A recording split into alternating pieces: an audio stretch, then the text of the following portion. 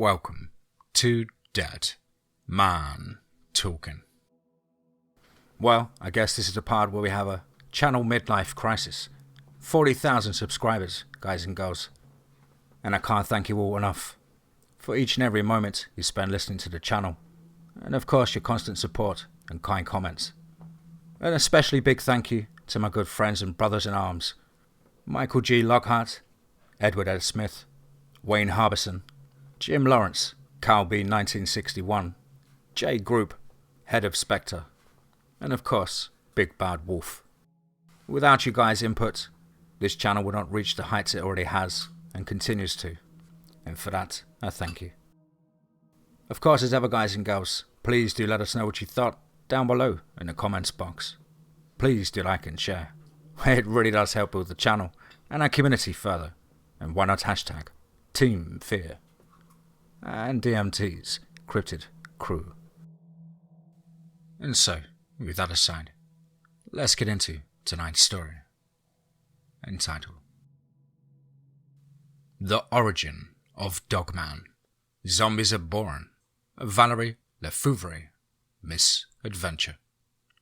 Let's get straight into that.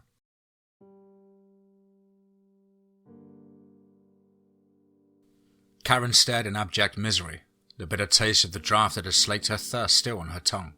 Her thoughts had sunken into the last depths of hopelessness as the horrid creature approached her bound form. She was no longer sure whether it was a mask or an actual living, or maybe undead visage.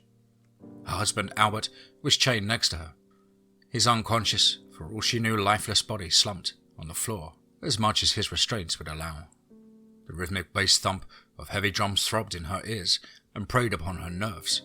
It engendered dark and violent thoughts, stirred from the depths of her unconscious mind, and they were war drums and brought anger and the lust for mayhem. Her vision had been blurred when she had lost or had removed her stylish eyewear that Albert had bought for her. The hypnotically dancing figure leaped and cavorted, growing closer to her after each stunning gyration. The space in which she was confined was mostly dark, illuminated only by feeble smoking candles that gave off an odd spicy aroma, and the orange coals within her brazier. The light from that blaze was directly ahead of her, and occluded only by the means of the capering figure before her. The light appeared and disappeared with the movements of the body to the pounding of the drums. It initially assaulted her vision and added to the throbbing at the front of her head. A pounding ache that increased in sharpness as the monstrous face grew nearer and larger in her perception. A low chant impinged between the thumps of bass, and she felt as though sound poured into her ears to fill the void that had begun to form in the interior of her skull, shutting out her conscious will. Bore ring, Val thought as she perused the articles in the local news and on social media. Plenty of murder and mayhem, but nothing mysterious, just the typical milk of human kindness that her species showed to one another on a daily basis. No fun monsters, just the everyday ones, she noted. And she was still getting accustomed to her new home, and she decided to get away from the urban morass and increasing lawlessness that it contained. There had been a riot that had made it all too near to her hometown. Violence that had spilled from the bowels of the nearby inner city. Blight brought about the years of despair, chaos, and too many people who talked of helping but came only to teach more helplessness and take what they could. Perhaps the talkers would add some new language and labels for the horrors that humanity had inflicted on itself from the beginning. This new place was more expensive, but it was in one of the few suburbs that had not been yet overrun with two-legged rats. People fleeing the metropolitan nightmare to seek utopian dreams. Probably the neighborhood restrictions, she considered. Most of them couldn't afford these homes. I could barely do so myself, and would not have without the money from the sale of my town home. I can't believe those people paid me what they did for a place on a downhill slide. More restrictions and fewer freedoms seemed to come along with paying more for a home. At least one near enough to her office to make it tenable. It was nice enough though. Built just prior to the craze for McMansions came into vogue, and so there was more yard than house. At any rate, she was bored by the lack of newsworthy activity. No murder mutilations for weeks. no mysterious dark figures haunting the shadows, no unexplained disappearances. And she sighed. Then an article caught her attention. The incident had occurred in her new neighborhood, no more than a few blocks from the home she now occupied, and in which she had yet to fully unpack and in place her possessions. "Maybe I haven't escaped the crime wave," she muttered as she leaned forward and absorbed the story that contained so few details. Londonderry Estates, couple missing. A couple in their 50s is missing from their home in Londonderry Estates. Albert and Karen Rizzio have been out of contact with friends and relatives since Friday evening, their daughter Gemma reported. "I talked to them on Friday afternoon, and my mum was like, 'We aren't doing anything this weekend. Dad may play some golf.' And that was the last I ever heard from them. It's been nearly a week since the couple was last seen, and according to police, there has been no contact or traceable activity from the couple. They are in good health, and authorities are asking that anyone with information should contact." "Oui, that's the one, Scoop," Valerie exclaimed. "I can feel it in my bones. Something awful has happened to those people." She spent the next few hours finding out what she could about the pair and looked for anything similar that had occurred in recent months in the area. There had been 2 other couples of similar backgrounds and means reported missing, but they were from estates farther out from the city. There were 2 other similar disappearances in town. One was near her old town home and the other between there and her new neighborhood. Hitting too close to home. Wonder if I should take it personally, she inquired of her screen.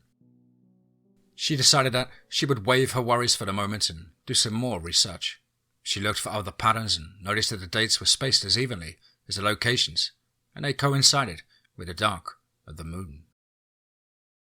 Definitely not my lupine or canine friends. Maybe more vamps, but I think we have a new category of mystery on our hands. Raggy. I wish Elle and Lacy were with me instead of the imaginary Scooby-Doo gang. She said the last, sadly. It'd be handy to have sniffers on their magnitude on that trail. It'd be really fun to have the whole pack. We'd have this handed in no time flat. The werewolf of the Londonderry Estates, or Earl and the Dogman.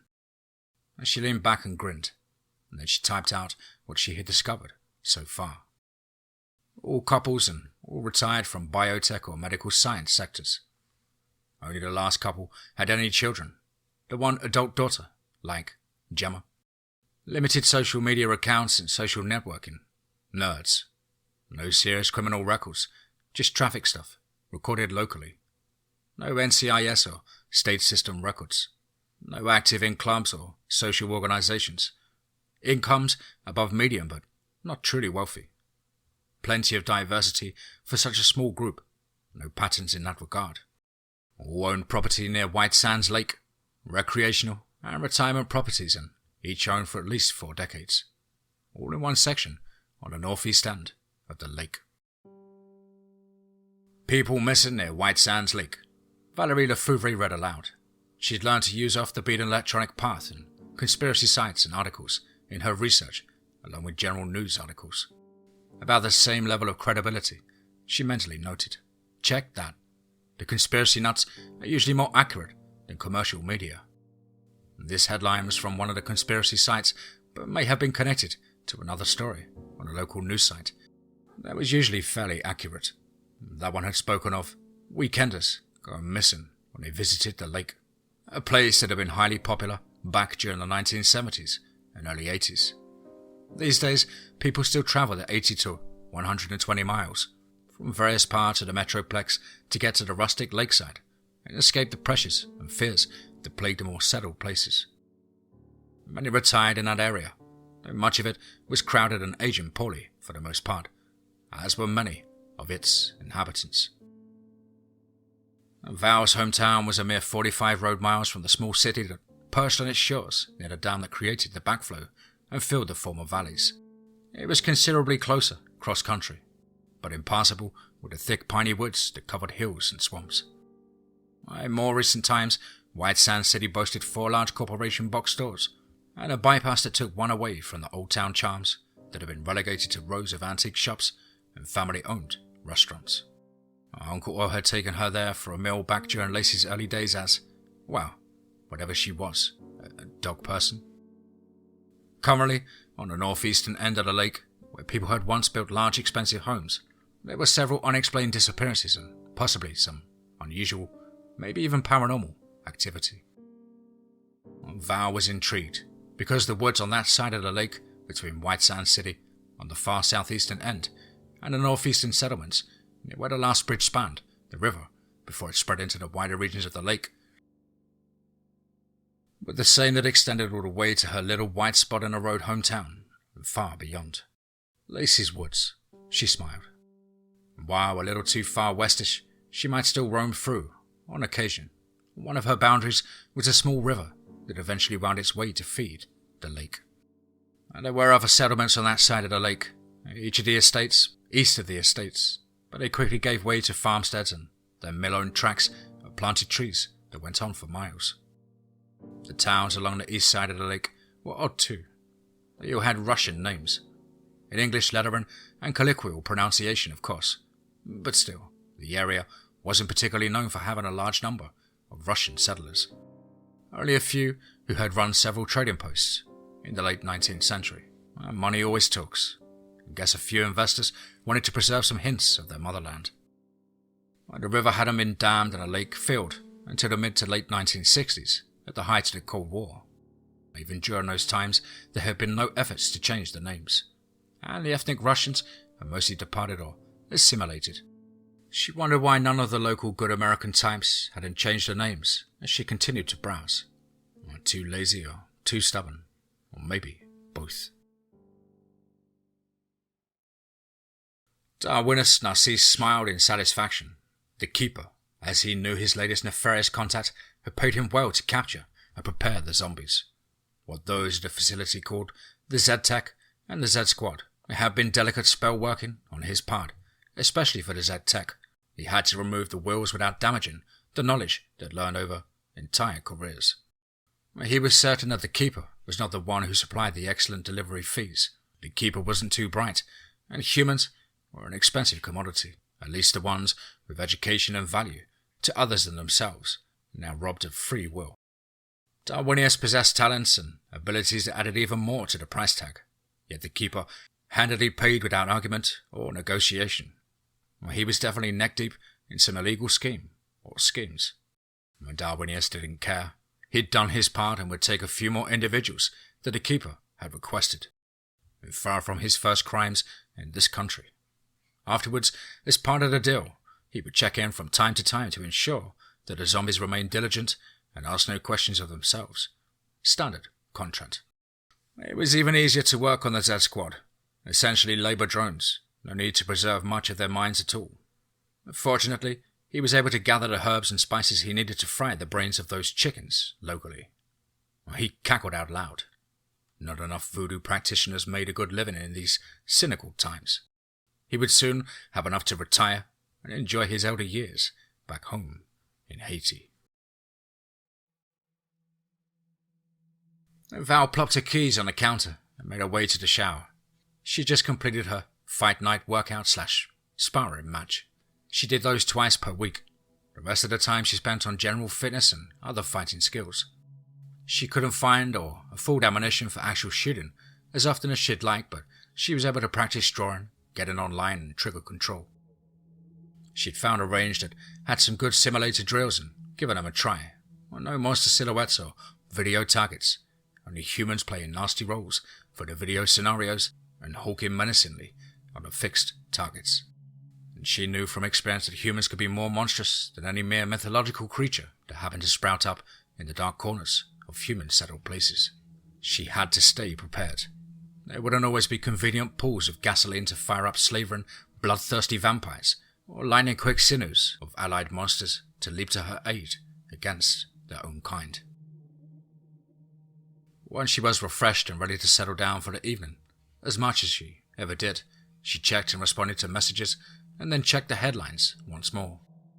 This time she looked at instances that may have occurred near White Sands Lake in the nice but older sections around the northeast quadrant, and she found two. One shortly before the Rizzio's disappearances, and one immediately afterwards. These people had all been vacation neighbours, more or less. They'd all been in similar professions and had all lived similar lifestyles. It was partly generational, but when she started looking more closely, she found that they'd also worked in the city at the medical center. A large complex of various companies and hospitals, many dedicated to health research and lab tech work. There were only a couple of direct connections between the missing that she could find online. Limited social media mentions and mutual friends listed. Weird, she decided. Like a generation of people who worked in a place that was a hotbed for employment, who shared recreational interests, and who all picked property in the same estates. Well, granted, they were popular at the time. The medical center had been a major employer for long enough, though still weird that no other professions had been part of the property owners. Maybe they'd been in some sort of exclusive medical researchers club or medical mafia. Well, no matter how they settled the area, they were now all gone. In most of the disappearances cases, they left behind some sibling or other single relative or just an attorney to settle their affairs. The larger scale media didn't give the stories much attention.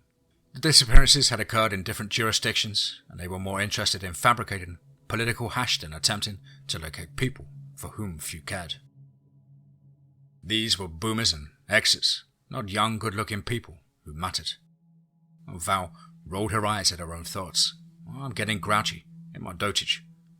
At 27, I'm officially in my late 20s. I'm not supposed to like these Neanderthal types, but I catch myself preferring them over my own generation. She thought again of Earl, now Earl Wolf. He had some possibilities. Not too bad, one of us was born in the wrong era. There was only one thing she could do. Travel out towards White Sands Lake this weekend to search for clues on the ground. Or if nothing else, it will be a nice drive and perhaps she sees some standard wildlife. Wait, she admonished herself. The part of the drive where I encountered the Elbert werewolves, it was just east of White Sands Lake. She couldn't see how there could be a connection, but I'd never take a bet on coincidences after what I've seen.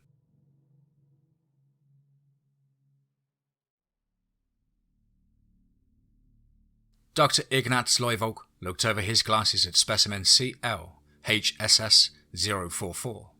Claws. Someone had dubbed the creature after some cartoon show character because it was smarter than it looked and far more intelligent than a run-of-the-mill specimen. And as it lounged in its enclosure, the enormous beast breathed slowly and kept its nose and ears aimed in his direction. He caught the occasional glints as its slitted eyes opened up. Always waiting, my friend, hoping for a chance to roar, leap and devour me. He chuckled internally. He made some notes on his pad and turned to the keeper. Is he still eating sparsely? The scruffy little man nodded. Yeah, Dr. Z. He don't eat half what we give it. And no two-legged meat other than the occasional whole chicken. Still has a nasty temper, but ain't tried to bite anybody for a while. Just growls and slubbers. I don't like that cage. Dr. Z, as everyone called him, since they could rarely pronounce either of his names correctly, nodded in return. Yes, it is still a dangerous beast. It yearns for the wild and never forget, it yearns also for human flesh and blood, for that is its nature. Unusual that it resists eating what it is made to devour. However, we will want to keep it a while longer. Then we can be done with it permanently. Notice that its wounds from its capture healed so quickly that they hardly left scars. That's what we need from the beast, its healing factor. This one may have some other qualities as well. We'll have to experiment while we work on our normal processes.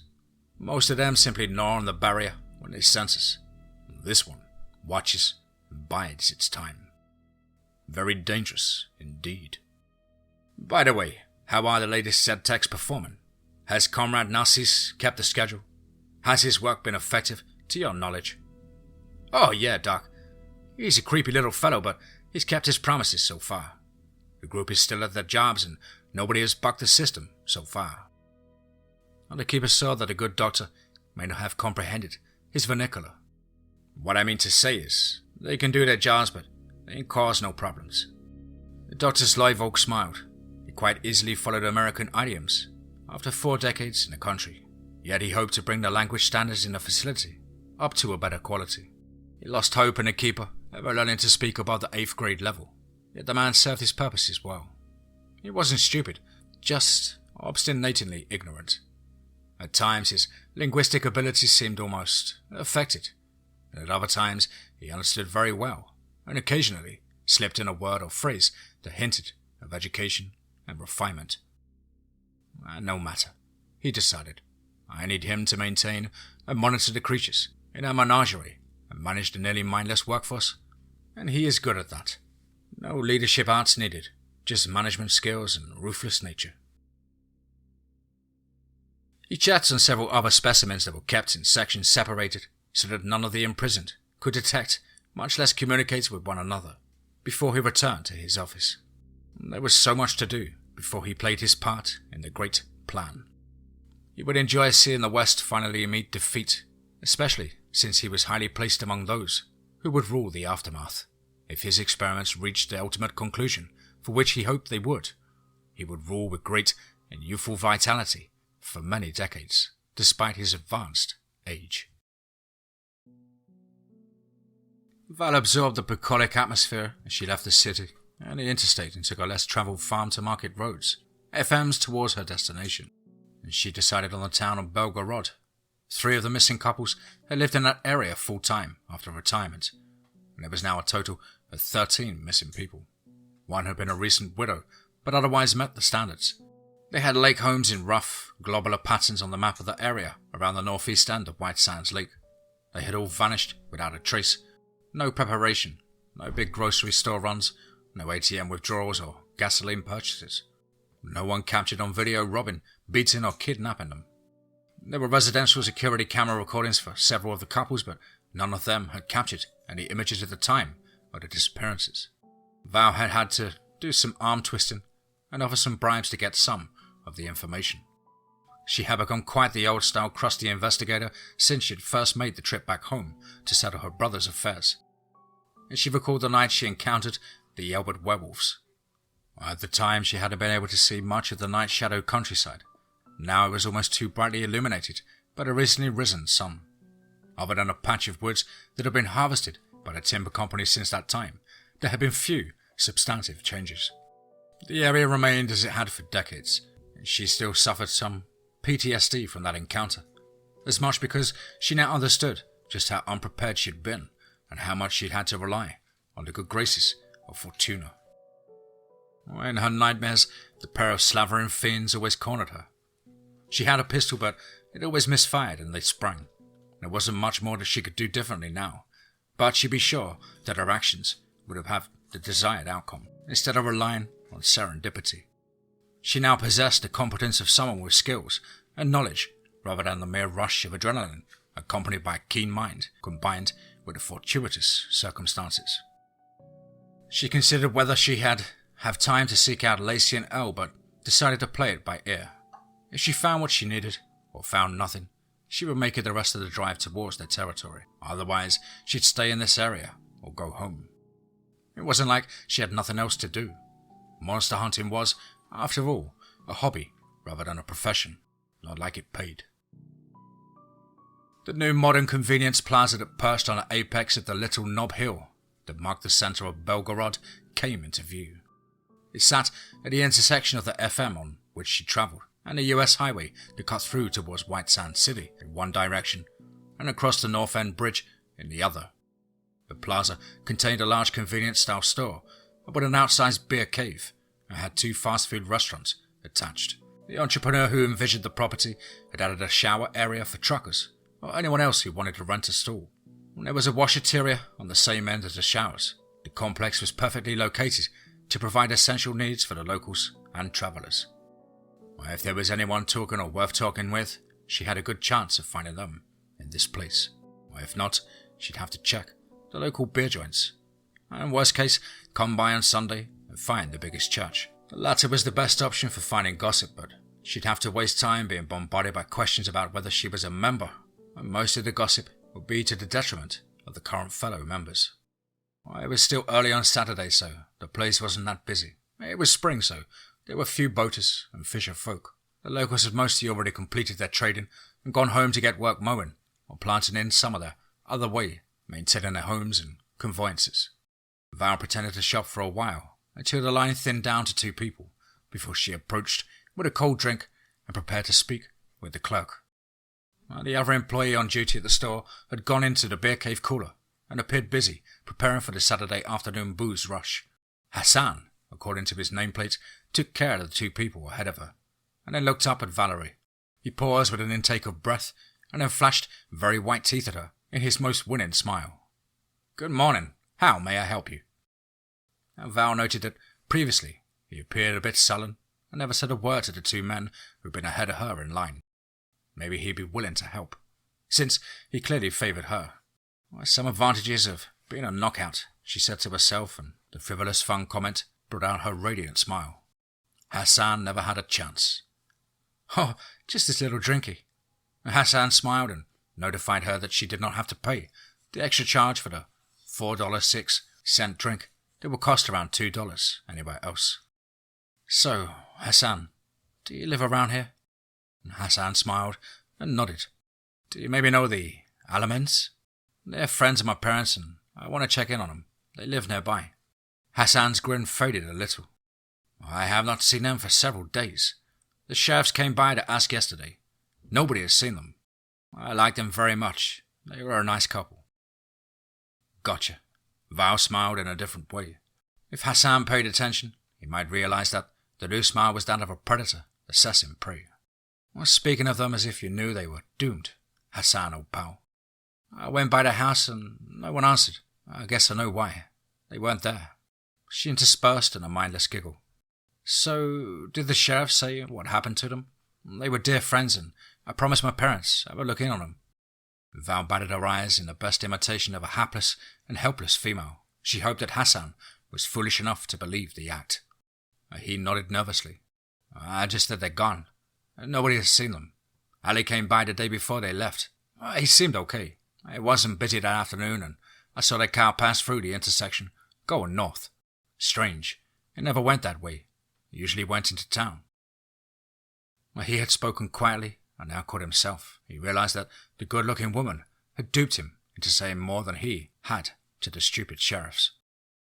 He closed his mouth and looked blankly over her shoulder, as though anxious to keep the non-existent line moving. Valerie LeFuvre was clearly dismissed.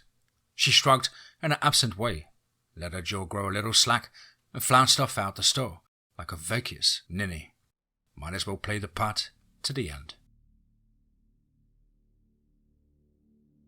Carlos Forrest, a.k.a. the Keeper, laughed in satisfaction as his most powerful and rage-filled charge tore apart his dinner alive. The man had been one of the high-scale maintenance workers, but he had been caught running his mouth about the cool place he worked in. Unfortunately, it had been only to his girlfriend.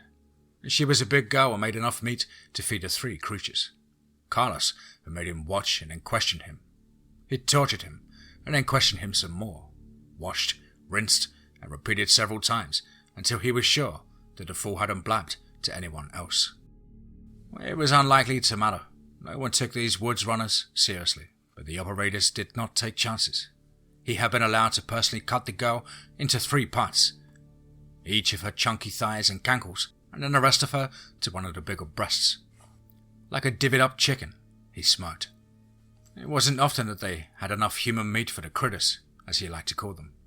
He usually bought from coyotes and other traffickers who were flush with game at the moment. Carlos enjoyed inflicting suffering. Even more, he had a fetish for watching animals tear into live food. Years earlier, he had worked at a zoo, but had been caught feeding live animals to predators.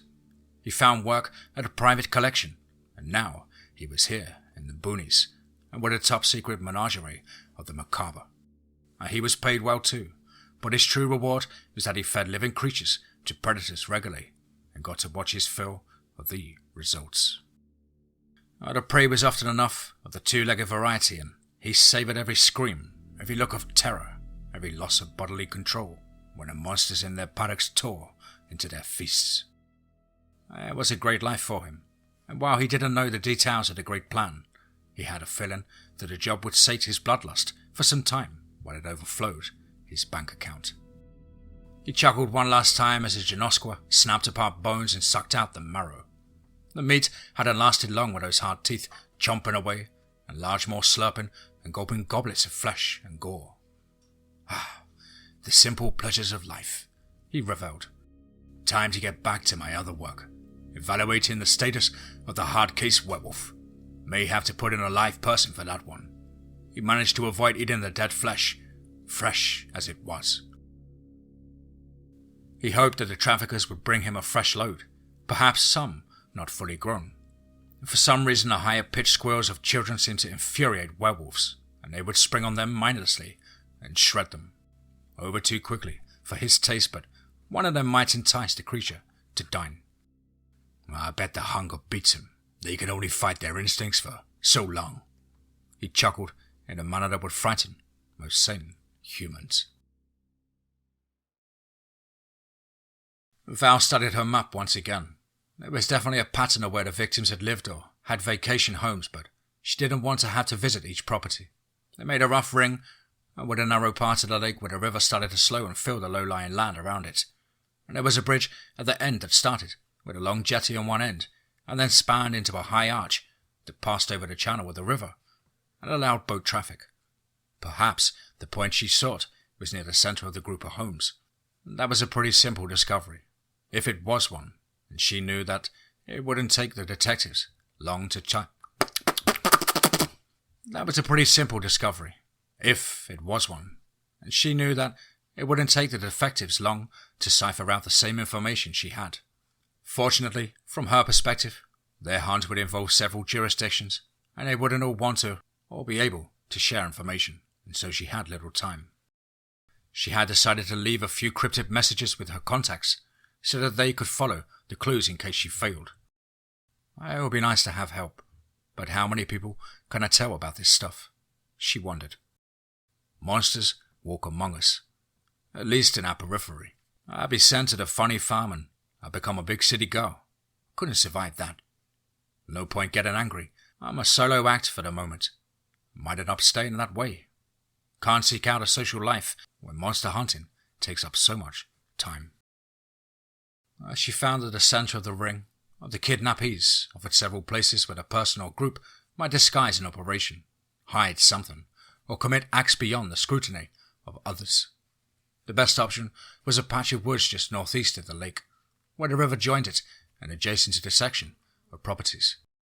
It was land that the state held, so they could tend to the bridge on that end and the public access routes that run around the patch of trees on this side. She conducted an inventory of her backpack and checked her weapons. She decided on a small rifle with an excellent night vision device and the pistol that was her constant companion at her waist. She added a brush knife to go with a small dagger she kept in her brass scabbard, and she donned boots. There's snakes in those woods. The rest of her clothing and gear would appear pretty normal for the area, especially for a gal on a hike. Everything else she placed in her pack, except for a few ration bars and her water bottle that she put in the cargo pockets of her pants. She wore a water pack under her backpack, so she was well supplied, and would eat a hearty breakfast and drink her fill on the short drive. The warmth of spring was slow to come this year. There had been a late and brutal freeze in winter. She had hoped that the insect population would suffer, but they apparently had not. The wildflowers painted the landscape in a dazzling array of hues, and the morning sun was even more dazzling and cast a bright haze. It was a good day to be outdoors, and she planned to enjoy the hike as much as gather intelligence. "Merde!" she shrieked, as a large form loped out in front of her jeep. She barely got her foot onto the brake pedal before she felt and heard the sickening impact of fast-moving metal and plastic against flesh and bone. She brought the vehicle to a stop and stepped out quickly to view the results. She knew that one had been chafing and bruising caused by the safety belt, and she was thankful that the airbag had not activated. While the form had been sent sprawling onto the grassy shoulder of the roadway, and now tried to lurch to his feet. "Wait, you are hurt. Let me get some help," she called as she walked forwards. "I have a first aid kit and we can call EMS." And the figure ignored her and continued to rise. And then it continued some more. The ridiculously small head on top of the huge sloping shoulders swiveled towards her. The face, which was primitive but clearly intelligent to at least some degree, regarded her with fear. How could a being that stood nearly 7 feet tall be afraid? She wondered as her feet faltered and her hand absently sought the little pack at her waist. The creature looked around dazed and confused.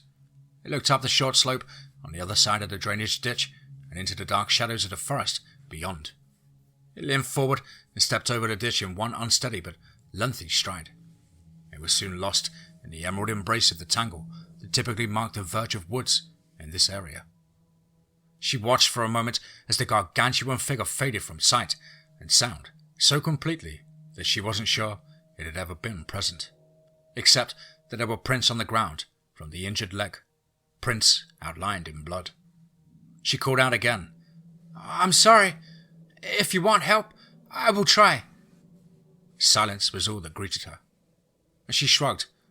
"Well, next time I see Lacy and Earl, I could warn them that there's a Bigfoot in their territory, or near it. Still not sure they ranged this far west, though." And she used a forefinger to mark an invisible board.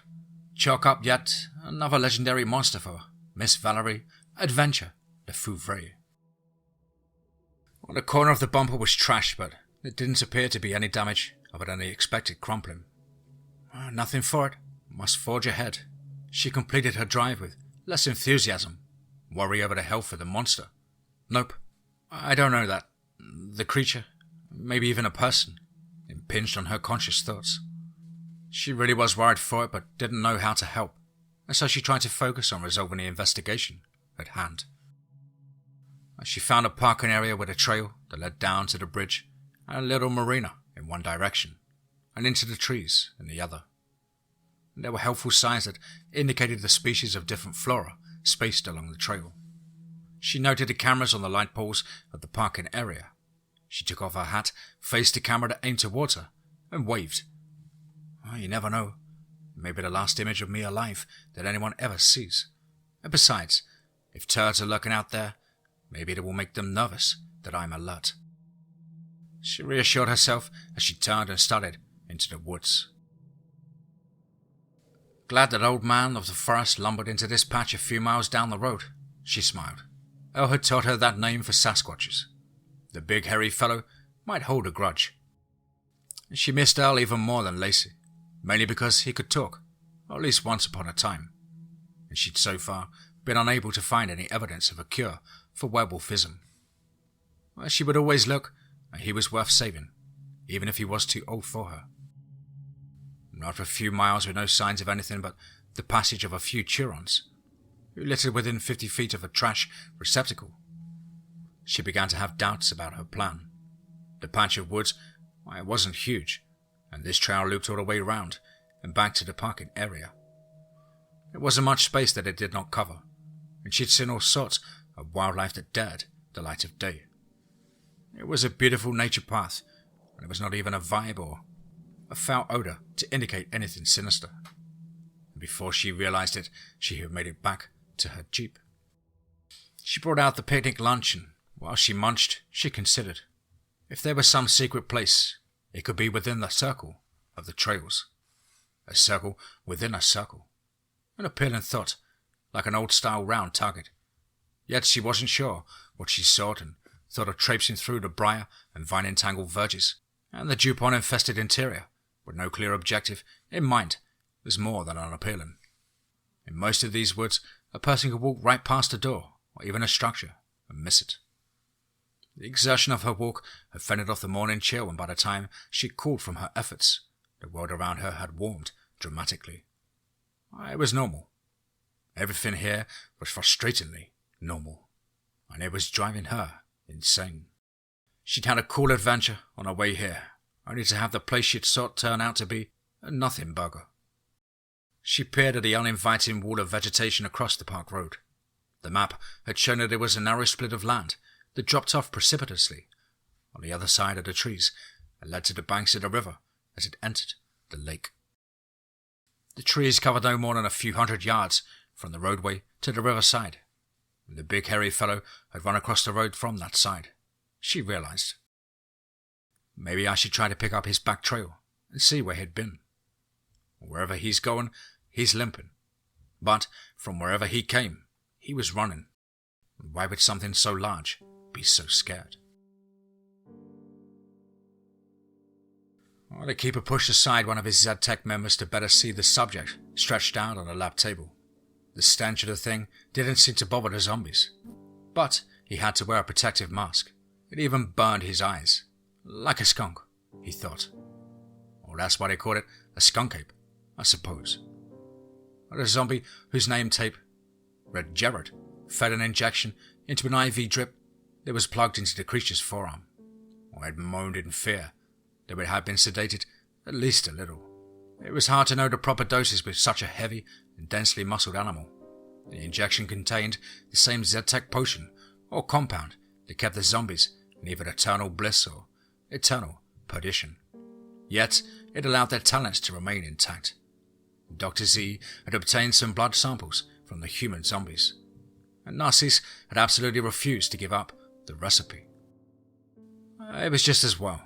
It had taken Dr. Z only a short time to separate the chemicals from the blood samples and then break down each to determine the source materials. A pair of the chemist Z-Techs did most of the detailed work, a married couple originally from the Ukraine.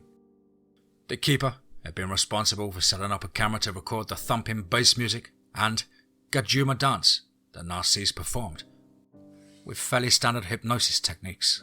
They would soon be able to dispense with a little witch doctor and make their own zombies. And from the more interesting subjects whose dietary idiosyncrasies he so enjoyed, the creature on the table faded into a fitful twitch in sleep, where it would awaken within a few hours, and the rest of the experiment would proceed. Another Z-Tech member slipped the VR helmet over the skunk ape's head. They could watch it unsupervised until it began to stir.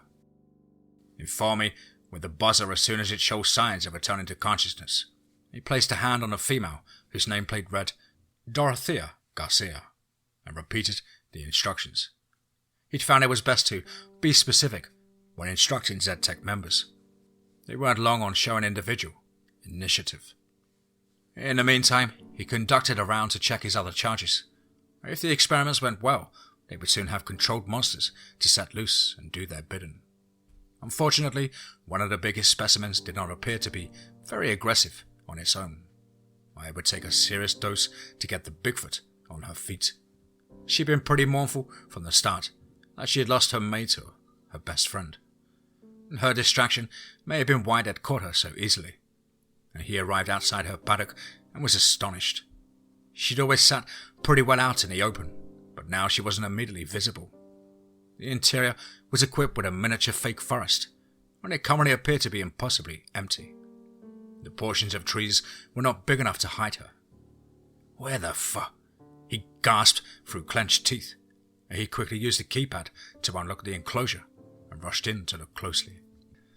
Unfortunately for him, he'd forgotten that healthy members of the species were very good at camouflage, and even as he turned to leave, a bulky figure arose silently in his wake, and then soft but inexorable bands enveloped his chest and pressed his back against the equally soft and unyielding surface.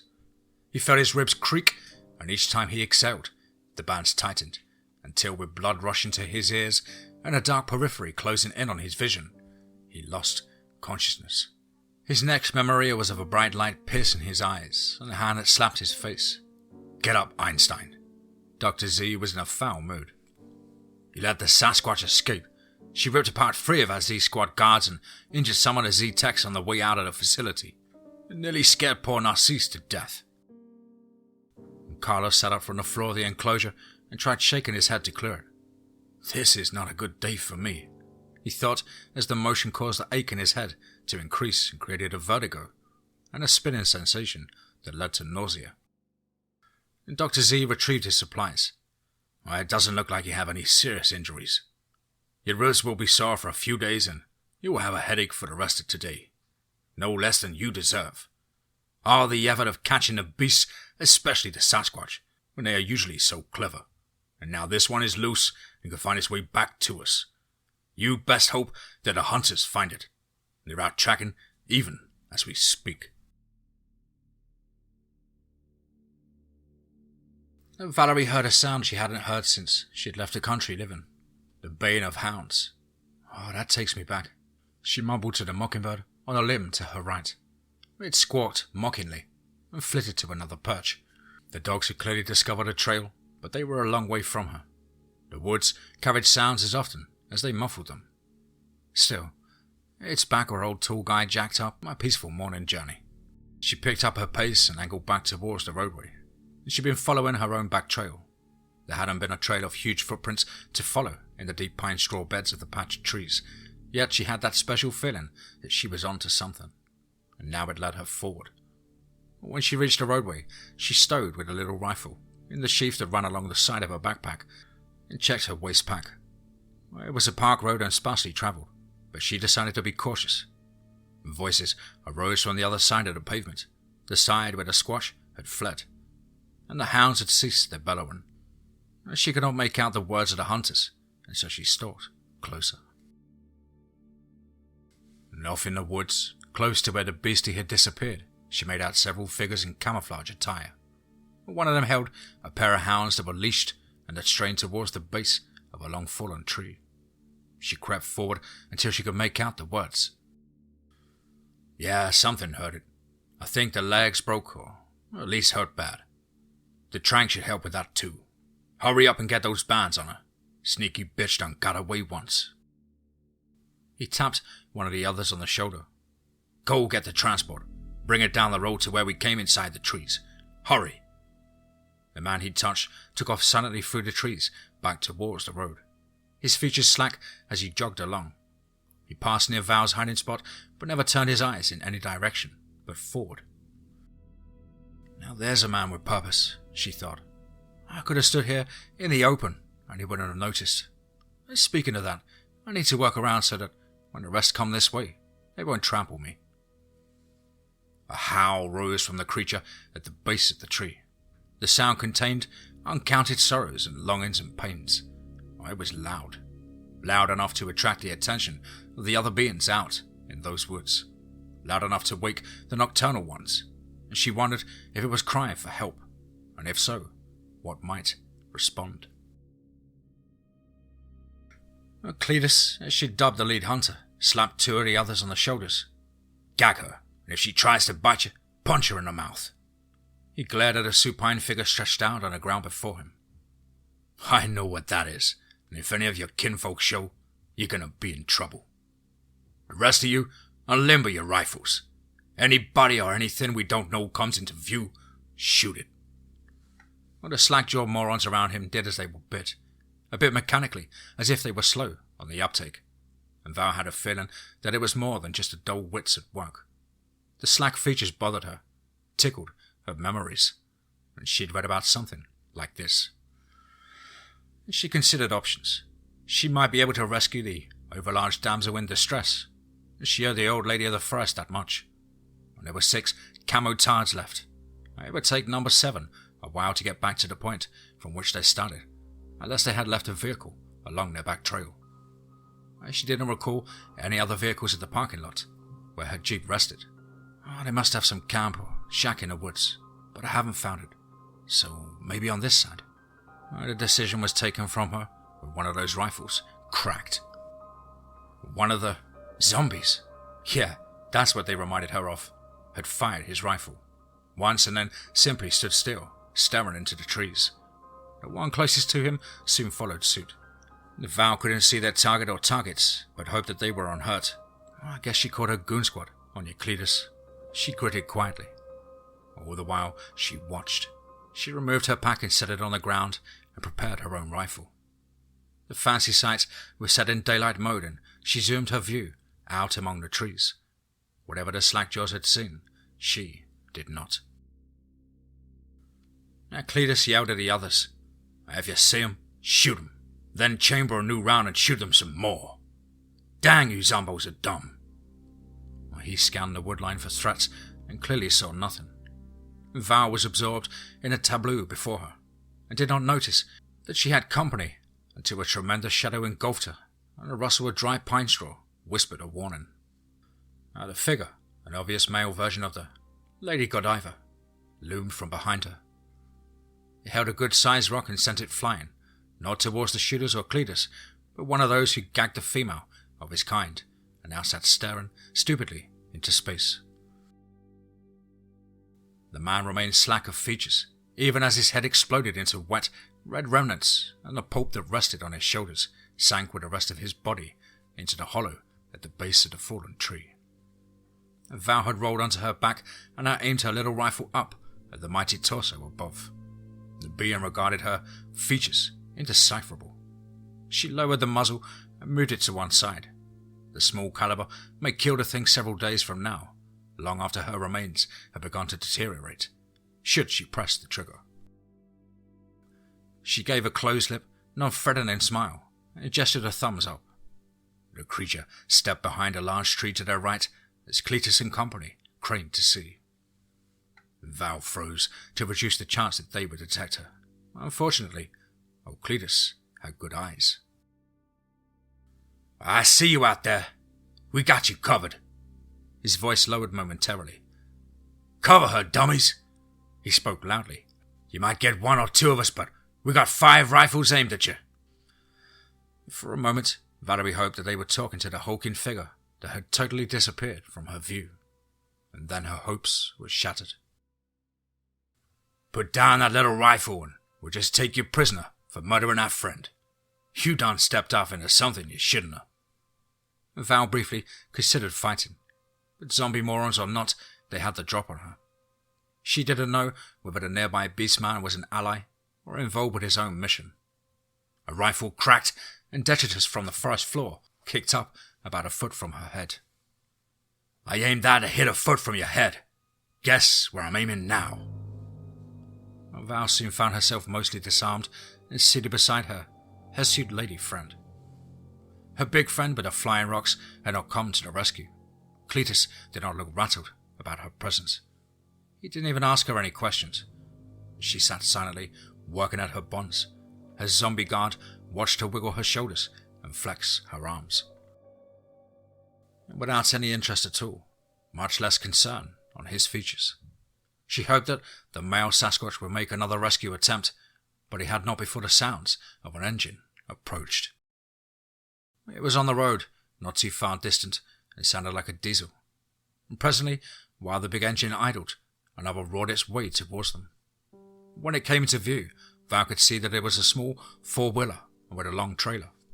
The navigator had apparently found some way past the verge, and the nimble little vehicle now ducked and dodged around the trees to within about 30 feet of the prisoners. And the driver, the zombie, who had been sent running to fetch him, sat silently at the wheel and swayed with the movements of the little vehicle. And when he brought it to a stop, he sat staring, a little drool spilling from one side of his mouth. "Hey, see," the driver called out to Cletus. No way, Val thought. "Brought your boy back with me. They ain't much company, but they can drive the 4-wheeler. The hound's a better conversationalist, though." And he paused. "Ooh la la, you got a bonus catch?" He eyed Val suspiciously. She was used to creeps looking at her like that, undressing her with their eyes, but she was typically better armed these days and could discourage them. For the moment, she was nervous and let it show. "Oh, the better to have you underestimate me when the time comes, my dears."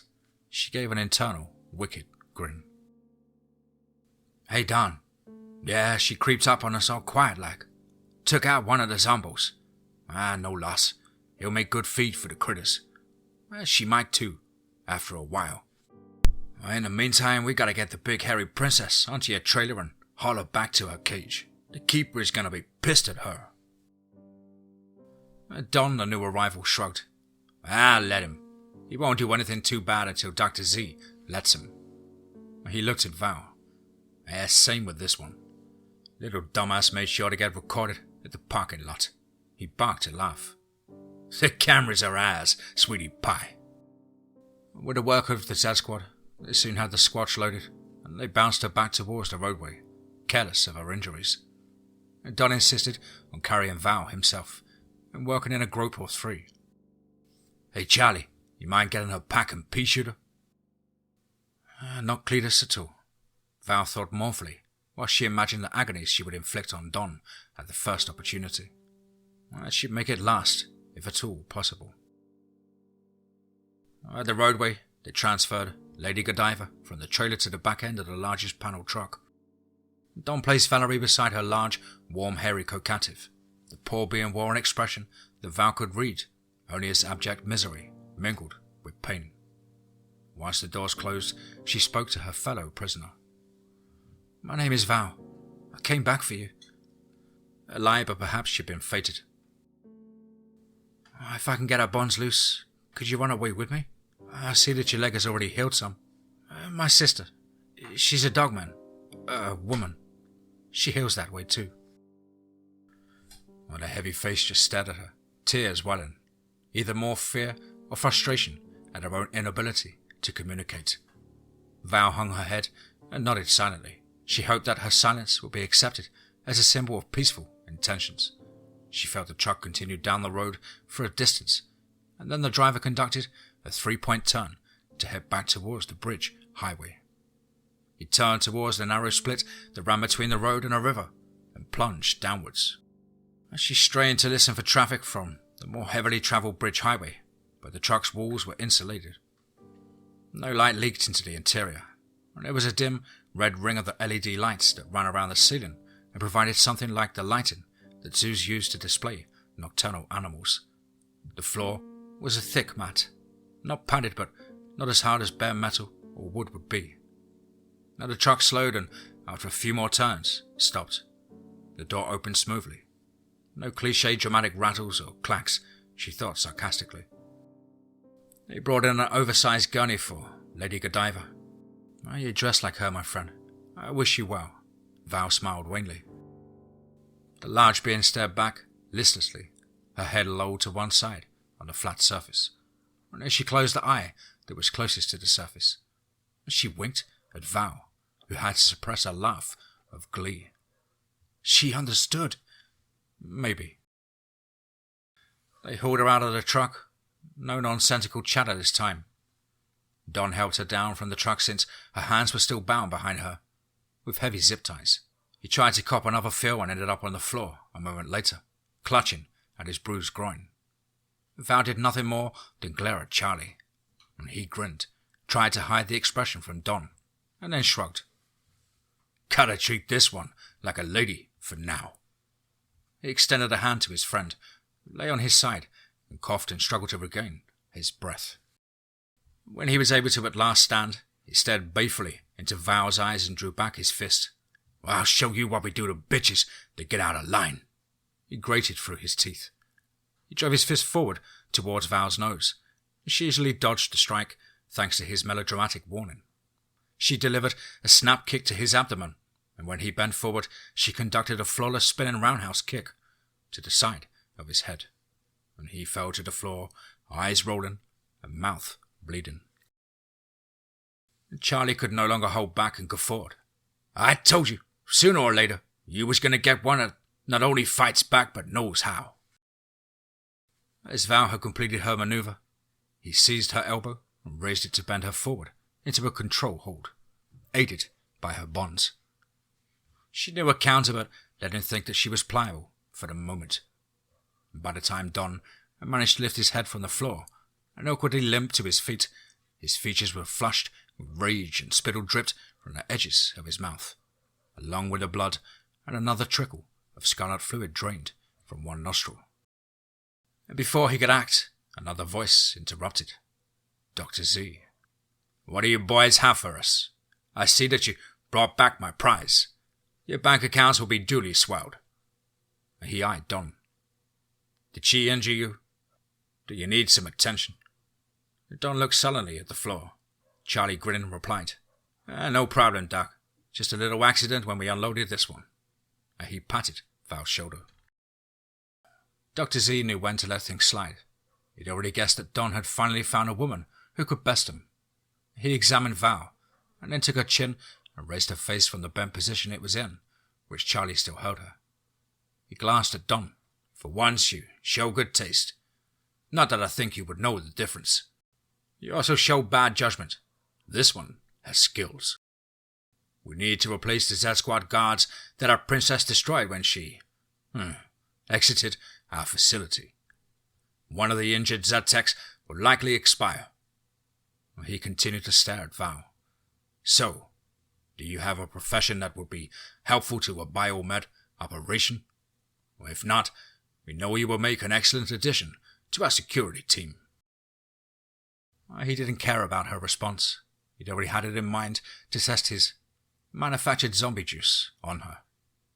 And she gave no answer but an empty stare. He shrugged. Very well. We'll develop her for the Z-Tech. If she's not a worthy addition, we can always use her as guard, or at worst, monster chow. The keeper arrived and helped Charlie to escort Valerie from the garage space. They left Don and the Z-Squad hunters, zombies who had been poachers taken from illegal hunting operations over the last few seasons, to tend to the vehicles and conduct the cleanup process. And Dr. Z peeled off to head back to his own pursuits, and the two men walked Val through several passages and down some stairs. Definitely below the level of the river, she decided, and finally into a corridor lined with windows on either side. The corridor wound precipitously, but with purpose. None of the paddocks were visible to one another, and they were heavily insulated. Her captors allowed her to swivel her head and peer into the cages. Dogman, she thought as she passed one. In another was a creature that was all at once tall and squat-looking, due to its massive shoulders. It had a heavy snout like a baboon, and she had no idea what to call the thing. They passed Sasquatch, not hers, several more dogmen, and an enormous black cat, and then a werewolf. Her flesh crawled with an instinctive fear reaction. The escort slowed before they turned the next corner, where she was to be temporarily housed amongst the monsters. She forced herself to look at the werewolf. I could not see her through the one-way glass, nor smell or hear her through the insulation. Yet it peered back at her, and she recognized the eyes and the hints of features left after the transition. It was Earl.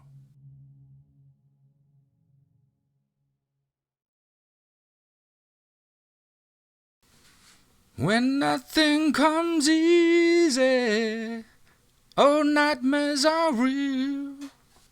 Heaven opens up the door where angels fear to tread. Oh, blame it on the midnight. Ooh, shame on the moon. Shame on the Moon, Rodney Crowell and Bob Seger.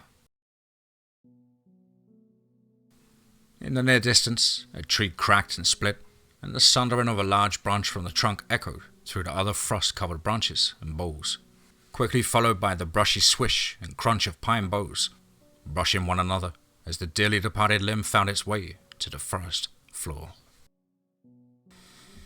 A Wolfgape grinned in amusement. Guess they do make a noise, even when no one is around to hear it. He chuckled to himself. Maybe I'm still someone, thanks to Lacy.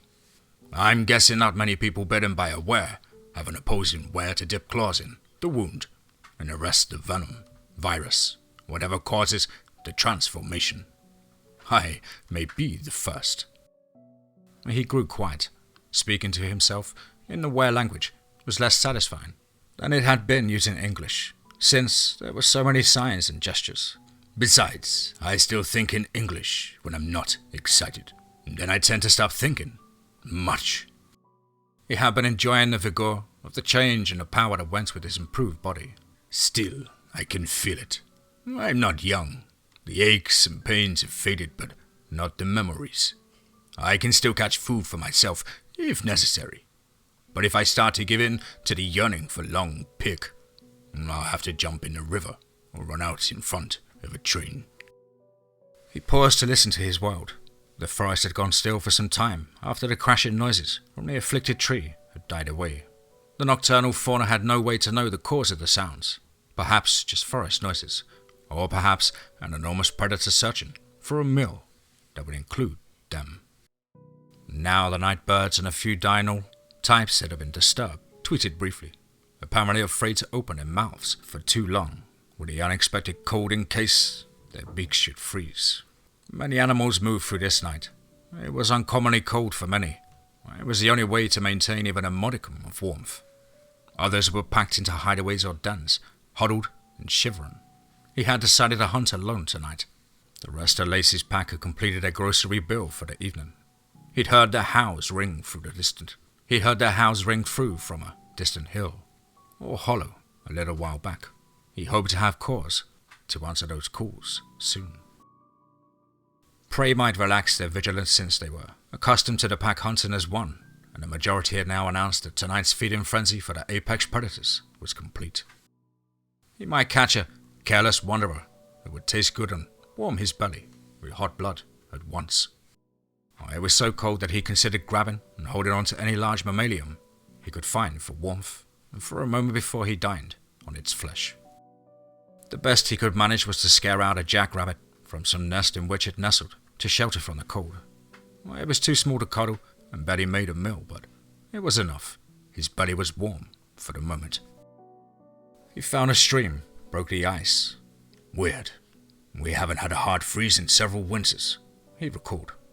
And after a quick slurp of the too cold water, he rose back to his quadruple stance to sniff the air and orient himself to find his pack. Something else that had changed. The more he grew into his new nature, the more often he preferred 4 limbs to 2 during casual travel. The rest of the pack seemed to feel the same way. He believed that it was one of the reasons, along with a nocturnal nature, that certain cryptids remained cryptic. They will be easily mistaken for natural creatures. He had barely launched himself along the trail towards home, when in the distance, slightly off track from his intended direction of travel, he heard a high-pitched cry. It sounded like a woman shouting, "Help! Help!" He immediately turned towards the calls and sprinted ahead as quickly as he could. The call had ignited conflicting urges and instincts. On one hand, if a 2-leg was in the last extremis, he might finally get to have a taste of what his instincts told him was his most natural prey. Yet, Earl was still present inside the wolf, and so he was almost equally intent on providing succor to the person in danger. Almost. As he wound through the trees towards his destination, the cry issued several more times. It never gained or lost in urgency, but it was shortly answered in a similar voice uttering cries that included different, undecipherable words. There must be a herd of humans in distress, all waiting to be devoured. His not quite full belly assured him. As he neared the place from which the last shrieks he had heard issued, he smelled and heard the rest of his pack converging on the same trail. Apparently, they were equally intrigued. He was relieved. He knew that Lacy's presence would help him control his lust for human flesh and blood. They marked one another's locations and slowed to the best approach, silently and unseen through the nighttime forest. A wolf caught an unexpected whiff of large fowl, rather than that of a mammal. The cries had gone silent, and he heard small shuffling sounds as several creatures with small feet and claws scratched the earth as they gathered into a defensive flock that would soon disperse at the first approach of actual danger. The moon kindly provided some light, and the area ahead was cleared by a long-ago logging crew. He could forward an object of his humour scattered into the brush and saplings that had replaced the tall timber of the third-growth forest. Peacocks! He had forgotten that the cries of such creatures sounded eerily like human females and young, and that one of their primary calls was, "Yep!" Like a lady of the deep south in need of aid from a southern gentleman, he snorted. He headed off L2 before the young dogman actually caught any of the lovely birds. "Stop, they are not prey animals," he called, all the while coughing out lupine barks of laughter. L2 stopped and huffed. He wasn't truly hungry, so it was easier to convince him to listen. "These are pets of the 2-legs," his grandfather informed him. "We should discover what they are doing out in the woods in the cold. They are not adapted to these conditions. They must have shelter somewhere nearby. We are at the far reaches of our territory, in the direction of the dens of the 2-legs. The rest of the dog folk had gathered and listened attentively to the wise elder of the Lacy Brooks pack. "Do you think more 2-legs have settled in this area?" Lacy inquired. "If so, we should explore and see whether they have encroached on our space. We may have to discourage them before they get too comfortable." and the consensus was that it was too cold to be still, and they were all fed enough to be satisfied for the moment, and so a hunt for two-leg dwellings might be a better use of time than playing or practicing skills to stay warm. They set off in hunting formation, and Earl Wolf lagged to the rearguard position to avoid temptation, should they suddenly encounter an object of his peculiar hunger-lust. They soon slowed and halted, and while Adele, their point scout, stood, tested the air with her snout, and listened intently. She returned as the rest huddled. There are definitely two-leg smells and some sounds, the stink of fuel and machinery, and of their body odors. Definitely some fire and roasting food. I caught several scents. I'm not sure if it's a den, or a dwelling, or a camp. It seems too cold for them to be out playing. There were more smells like the big pretty birds and some other animals, a pair of little dogs and some pretty creatures. Now they ensured that they were downwind and approached in stealth. The group of the humans were in both a dwelling and a camp, and they huddled around a fire pit on the porch of their darkened home. The porch was of stone and brick, and there was a cover over the top. Only one side was open to the elements, and there was a clothesline suspended across it with blankets drooped over, currently pushed to either side. A wolf recalled an image he'd seen in an old book in the den he'd left behind after his transformation. It was of primitive humans wrapped in furs and sitting around a fire in a cave. He huffed out a small laugh. His humour was piqued this night. The pack drew back a short distance and conferred. I think that the electricity is off. No lights, only the fire. It's a nice, new, cozy house that cannot currently shelter its inhabitants properly. He informed the others, who had all had some experience with powered homes that included climate control and lighting. I think that the peacocks must have come from this place, though they've wandered far in the dark and cold, he continued. I hope they make it back here before they freeze. I can feel in my old bones that it's going to get colder before it gets warmer in the next several days. But it is all but upon us. They discussed the advisability and desirability of taking one of the livestock creatures rather than trying to hunt in the deep freeze of the forest over the next several nights. Those were held in few sheds and barns, each packed with hay against the coming freeze. It was a small farm, and Lacy went back to have a closer look and smell at the two legs. She came back and reported. There are 5 of them, an older pair and 3 younger ones. Not pups, but not grown either. Like us, she chuckled, her chin at Adele, and Earl too. They are all dressed in heavy clothes. The Myuu spoke of a generator that needed fuel. If they get none, they will suffer, as we will if the cold gets deeper. We may find ourselves cowered beside the cattle and pigs rather than chomping on them. She echoed Earl Wolf's earlier thought about large prey animals providing warmth before food. Coincidental humor to add to what the wolf brain finds funny. He smiled internally. These intruders haven't been here for long, Oscar opined. Maybe we should encourage them to leave by filling our bellies on their animals. And Earl Wolf Gape grinned. I sure wish they would. They smell all too good. The 2 legs, that is. It's hard enough fighting the cravings without having a smorgasbord placed before me. Besides, I'm still hungry. All I've had was a skinny old jack, and this running around with shivering has made me peckish once again.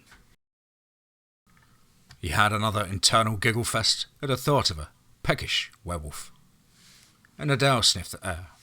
Should we fetch some meat from the sheds? Warm places. Of course, everything inside will make noise once any of us get close. And Lacy grinned in turn. We will have to be fast and try not to leave a mess. Let's see what's in the ladder. If we can find something or things we can snatch and run out into the woods with, we can make our kill out in the woods, near one of our warm dens. And if we get enough, we won't have to hunt for another night or 2. Harry Campbell shivered inside his blanket and scooted a few inches closer to the fire. His wife, Linda, leaned into him and added to the warmth he sought. The children seemed to doze a little, the 3 of them huddled together under a pair of sleeping bags, spread out to cover them like blankets. We may have to go on inside. You're clearly about to fall asleep, and you won't like how you feel if you sleep sitting up. It's cold in there, but with enough covers, you should be okay. We'll go get gas for the generator in the morning, if we can find any. Shelves and pumps will both likely be pretty empty. Linda snuggled against him. No way to know that a couple of weeks after we moved there'd be a record freeze. It was early spring weather when we left the city. Well, they're doing worse. No power in the old neighborhood either. At least out here, we can have a fire and right up close to the house. It's a little spooky though. So dark under the trees with no lights in the area. Like we are all alone in the world. I'm glad Grandma told me about peacocks. They draw away the evil spirits that come at night, and then confuse them with the eyes on the towel fans. The Sherry, their eldest, rolled her eyes. She'd heard her mother go on about the stupid birds since before they'd moved. I still don't like it here. It's scary and there's like nobody else around. The diatribe that she had repeated daily since her parents first told her about the move stopped mid-whine, as a series of howls burst out. Just inside the line of trees that encroached on their yard from the surrounding forest. The sounds came from obviously large beasts. No one in the group said a word, or there were growls and yips that sounded from other directions, and then the noises faded into the night. And the animals out in the sheds clamored in fear and shuffled to get as far from the sounds as possible. Harry and Linda had risen to their feet as soon as the sound startled them out of their comfortable haze. What in the actual what was that? He rhetorically asked his bride, and their offspring. Sounded like a big old wolf. There ain't no wolves around here, he continued. Linda shivered. It was too big for a wolf. Maybe a big old dog. There was more than one. Those other sounds came from over by the sheds in the barn. Maybe a pack of wild dogs? Dalton, the middle boy, observed. The youngest child Danny peeked from between his siblings. It was monsters. He huddled back and covered his face with the edge of his sleeping bag. He was 13, and Harry was briefly and absurdly disappointed that the boy cowered, rather than... what? What could any of them do? Maybe at least a bluster? Dalton, come with me. We'll go check on the animals. I thought I heard some sounds out that way when we were talking. I'll take the shotgun. Dalton, you take that spotlight of yours. Harry stepped inside the side door of their barn dominium-style home and picked up the firearm he'd left conveniently placed nearby. Linda ushered her remaining brood indoors and they turned to watch, wrapped in blankets and sleeping bags, only their eyes and noses shining out like a trio of curious owls. Harry and Dalton approached the barn first. It was dark and smelled of hay and other feed. The machines were placed inside out of the weather, though the temperature had plunged even further, and so nothing was truly safe from the penetrating cold. The door was closed, and when Harry opened it, he signaled for Dalton to shine his light around the interior. Dalton failed to comprehend his father's half-seen gesture and stood gaping at the gloomy interior. Dalton, your light! His father whispered, shouted. The teen switched on the light and shined it around the inside of the structure that smelled of fresh-cut lumber and old hay. Nothing was obviously disturbed, so they moved on to the animal sheds. They had only a few cattle and pigs at this point, and an old donkey named Poncho they had picked up for free from the previous landowner. They passed the chicken coop on the way, and it looked to be intact. The flock made little noise as they passed, even when the light struck them. But the pigs looked okay, all piled into a pit they rooted in one corner of their shed. They too were unusually quiet and still, simply staring. In a human, Harry would have noted that their expressions were those of terror. Probably from those howls, he reasoned. When they finally made it to the cattle shed, they were shocked to find that 2 of their 4 cows were missing. The others lay strewn about, alive but quaking with fear, and the bull had a bloody mouth. Harry tried to approach it, but a large animal floundered about as it fumbled its way to its feet and shook its head threateningly. He decided on the better part of valor. I think we may need to just lock this shed and let him rest for tonight. The bull will have to settle down some before we can check on him. I think the other cows must have run off when they heard them howls. The feral dogs probably realized that they were no match for so much bovine flesh and ran with them. He gave a nervous chuckle to reassure the boy and himself. I would have liked to have taken that bull, especially after what he did to Adele. Goran, I can understand, but that thing bit her? Oscar growled unhappily. That's okay, Dad, I'm okay. Biting is not the best way for herbivores to attack. I shouldn't have put him in a headlock. Look though, the bleeding had stopped, and the teeth didn't go in too far. Not to mention the bop I gave him between his horns. His daughter was brave and suffered pain with dignity, the way her mother did. Oscar was as proud of her as old Wolf had been when she shrugged off the over-exuberant bites by her brother when they trained. She laughed. I just hope I don't turn into a were-cow. And that got laughter from all sides. She stooped and broke the ice that had formed over the small stream that ran near their den and used the freezing water to cleanse and comfort the minor wound that was already nearly healed. They had 2 fat cows, rough, butchered, quartered, and stored in the trees around the den. It had taken a pack member on each end of the creatures to lift and carry. The heavy beasts had gone silent after their first lows of fear and stopped struggling when they reached the trees and the triumphant howls had risen to greet the moon. No need to worry about spoilage, only freezer burn, a wolf observed. I think those 2 legs were spooked and they'll feel the loss of the cattle. But I fear we may have to encourage them some more. It's hard for them to walk away from equity. He then had to explain equity and the making of investing of money and the purchasing of property to the rest of the pack. Owning land was an easy concept for them to understand. They were, after all, territorial. But the notion of paying strangers for it was creepy. He relished the fact that the discussion took up time. They'd otherwise be sitting around shivering. He had never known it to be so cold in the area, even when he was younger, and the winters had been more noticeable. When the rain came down, as frozen pellets, he even considered building a fire. He wondered if he could still manage that.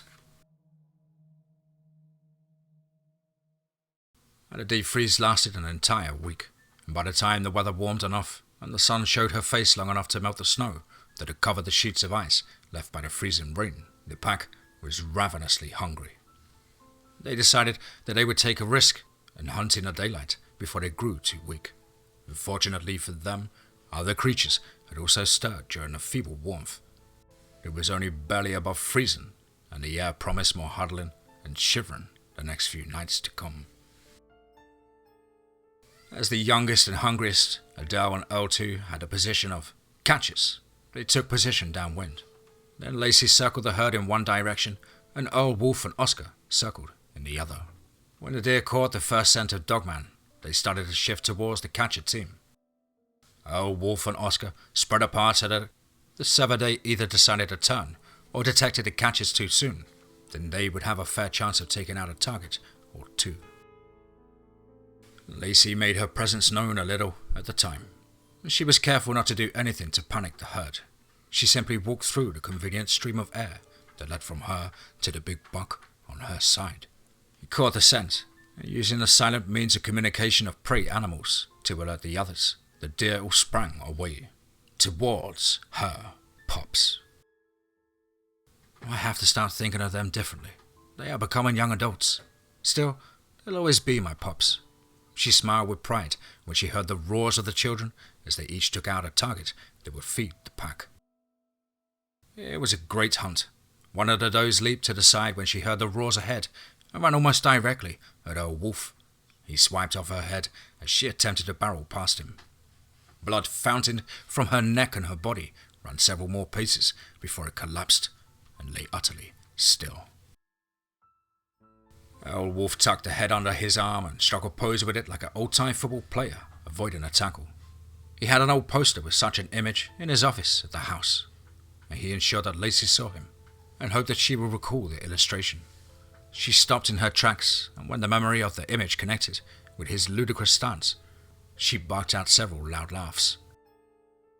Well, there was work to do, to butcher and consume their meal. But once back in the den, she and Old Wolf tried to explain to the others why what he had done was so funny. Well, they didn't really get it, but when Wolf struck the pose for their benefit and told them that it was intended to fend off a predator, they laughed. It would not have stopped a charging cub without injury to the prey, and a full belly for the cub. Or they rested and decided that they should go back out that night to visit the new settlers.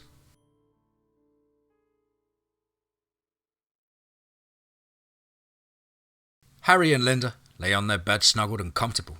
The electrical power had been restored only a couple of hours before, surely before their reserve of fuel for the generator would have run dry.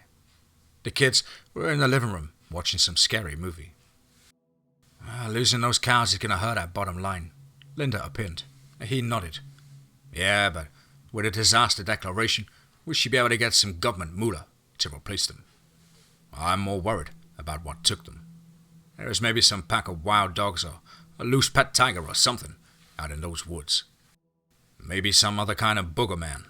I worry for the kids and the rest of our livestock. Linda raised her head to look at him. So, you couldn't find any tracks at all? This was now a stale conversation, but she was bored, and Harry shrugged. Ground was already frozen, and the ice and snow covered anything that may have been there, as it melts and it turns to sludge. Glad the ball turned out to be okay, though. Weird that it bite something. I've never seen that. Why didn't he gore it? Linda snuggled back under his shoulder. Well, nothing else happened. Maybe the booger man froze. They shared a laugh and returned to watching their show. They'd just begun to drowse when a braying scream arose from outside, and it was followed by a high-pitched adolescent screams from the living room, and so they rushed in the direction of their progeny, intent to secure their brood. The kids were all crowded around the big window by the front door.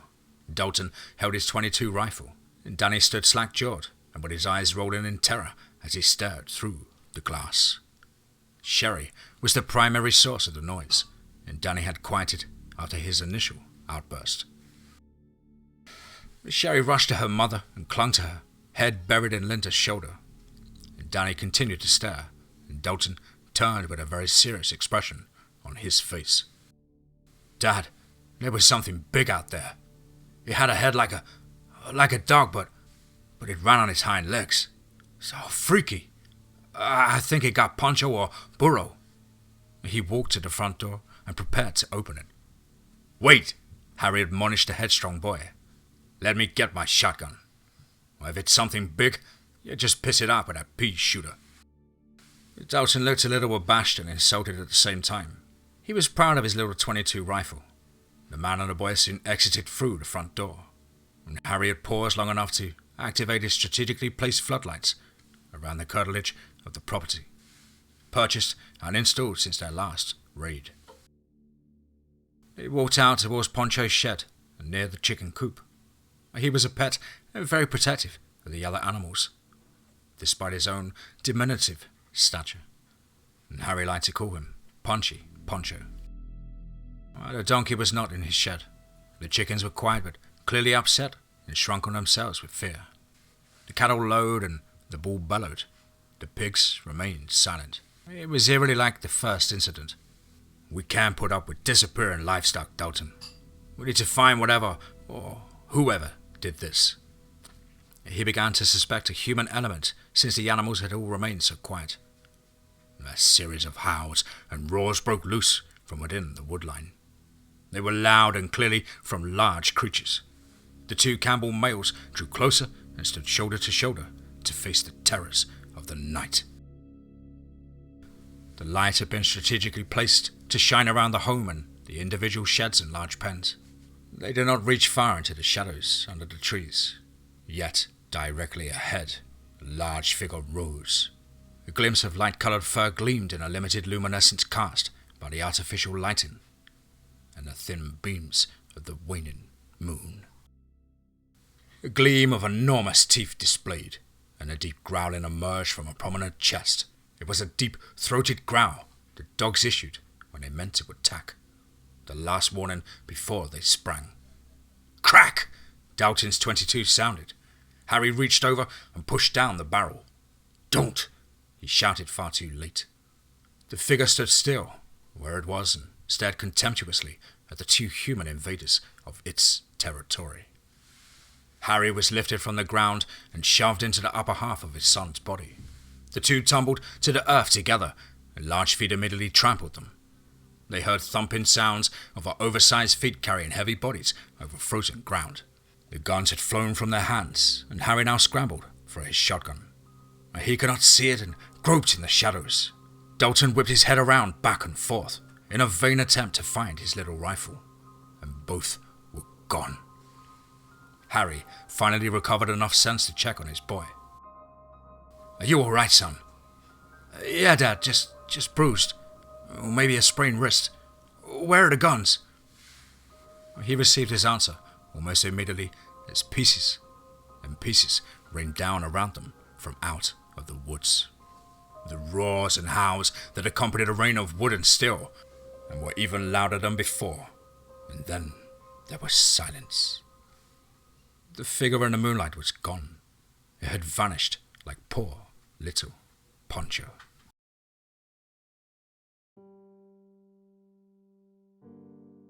Oscar rubbed at his knee. Oh, that little ass was ferocious, almost as tough as his meat. He then flexed his arm. That little bullet stung too. I almost jumped out to rend that young two legs. He caught his daughter examining the wound. Don't worry, Adele. It's only a scratching. It's almost already healed. She quickly glanced up at him to see if he mocked her. He winked and cuffed her gently. You get your tough nature from me as well as your mother. You know, at least no one else was hurt. Lacy Gabe grinned. I don't think we even hurt the two legs badly. Just left them a little bit bruised and scared. I was mad about the gunfire. And L2 snorted. Only your little mum. You tore those guns to pieces. It was fun flinging them back at the idiots, though. Perhaps next time we need to return them to the dark before we do anything more drastic. Two legs are afraid of the dark. And as you saw, they do not function well without electrical power. Wolf added with a wicked smile. It would also do to keep up the pressure for one more night before we pause. They'll have new guns or extra help tonight, but eventually the guards will lower. They will convince themselves that we wouldn't attack 2 nights in a row. Under Lacy Brooks' pack, Gabe grinned and huffed malodorous breath into the fresh night air.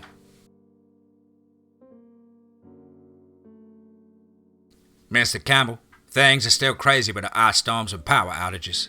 I can't spare anyone else, but I'll come by myself after dark. Sheriff Gene Cloud assured the newest resident and potential voter in his bailiwick. I'll have to remain on call, but I'll base myself here and return as often as I can. Well, we had some trouble almost 2 years ago with an escaped tiger. There may be another. Of course, it could also be a people problem. Cattle thievery is not unknown in these parts. No way, Sheriff. No person could have torn up those guns like that. At least not that fast. And I know it sounds crazy, but we seen something. I don't know what, but it was big. And it had pointed ears. And those howls. Harry's voice trailed off as his mind returned to the terrifying moments during which he and his family had suffered the night previous. He soon regained his focus. My son's wrist is sprained. We are both bruised. I have a creak in the neck and can't hardly turn my head this morning. Those things came after us when Dalton fired at the big one. Now I've heard stories in town about weird things out in the woods. Not howling. He tried to rephrase what he intended to say when he was interrupted by a yowl. Hey up! Hey up! Hey up! Both men, hearts racing, turned towards the area near the hog pen. And perched on the top rail of the fence was a large peacock.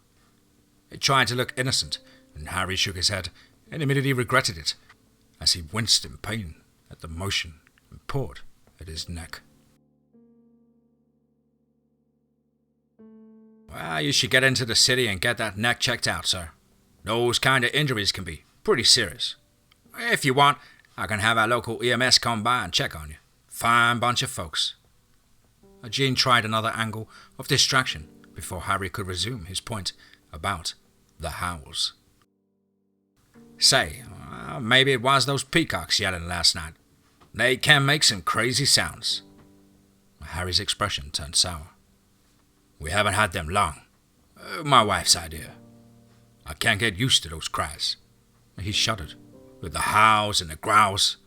Oh, they were different. Savage somehow and full of warning. People around here cautioned us not to settle so close to the timber company land. But the price was just too good and the timing, well, we wanted the kids out of the city. I'm sure you know things have fallen apart in cities all over the place. Jean nodded. Well, in any case, I'll be back just after dark, provided I don't have a car to check. Worst case, I'll send Sergeant Knox. He's top-notch and helped out with the cattle problem last time. He's off tonight, but as my resident expert, I'm sure he wouldn't mind. He'd love to take pictures of the peacocks to show his wife and the little one.